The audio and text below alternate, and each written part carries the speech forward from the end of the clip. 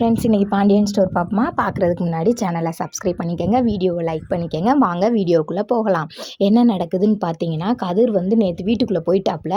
உள்ளே விடலைன்னொடனே அவங்க அப்பாவை கூட்டிகிட்டு வந்து அவங்க மாமனாரை கூப்பிட போகிறாரு. கூப்பிட போகையில் பார்க்குறீங்களா, அவங்க மாமனார் ரொம்ப நெஞ்சு வலியில் துடின்னு துடிக்கிறாரு. ஆனால் அவங்க தம்பிக்காரர் என்ன செய்கிறான்னு பார்த்தீங்கன்னா, எங்கன்னு எனக்கு கூட்டிகிட்டு போக தெரியும், நீ உன் வேலையை பாடுறா, உங்களுக்கு அப்பனும் மகனுக்கும் சேர்ந்து சொத்தை பிடுங்கிடலாம்னு சொல்லி பிளான் பண்ணுறீங்களா? அந்த ஐடியா என்கிட்ட நடக்காதுடா, எங்கன்னு நான் ஆஸ்பத்திரிக்கு கூட்டு போய்க்கிறேன் அப்படின்னு சொல்லி சொல்கிறாரு.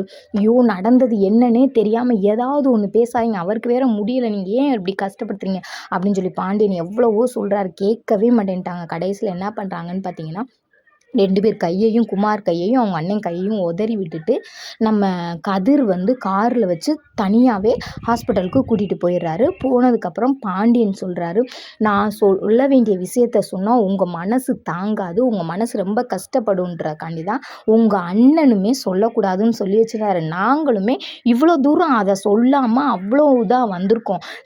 திரும்ப நீங்கள் ஏன் இப்படி போட்டு இப்படி பாடாக படுத்துறீங்க? உங்களுக்கு கொஞ்சம் கூட மனசாட்சி இல்லையா?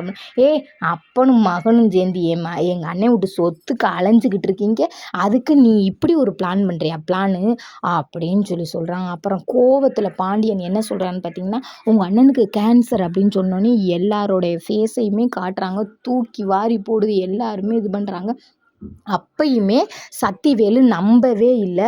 நம்பலைன்னொன்னே, நீ எல்லாம் ஒரு மனுஷனா, உன்னிட்டலாம் பேச முடியுமா, இதுக்கு மேலே நீ நம்பலைன்னா உன்னோட இஷ்டையா, நீ போய் ஹாஸ்பிட்டலில் போய் கேளியா, உண்மையா பொய்யான்னு சொல்லுவாங்க அப்படின்னு சொல்லிட்டு பாண்டியன் கத்துறாரு. கத்துனோடனே எல்லாருக்குமே மனசு வேதனையாக இருக்குது. அப்புறம் பார்த்தீங்கன்னா, சக்திவேலுமே அழுகிறாரு. அது மாதிரி இவங்க சொல்கிறாங்க, கோமதி சொல்கிறாங்க, நான் எங்கள் அண்ணனை பார்க்காம இருக்க முடியாது, வாங்கங்க எங்கள் அண்ணனை கூட்டிகிட்டு போங்க, எங்கள் அண்ணனை பார்க்கன்றாங்க. எல்லாரும் ஹாஸ்பிட்டல் போகிறாங்க. அதோட முடிச்சிடுறாங்க.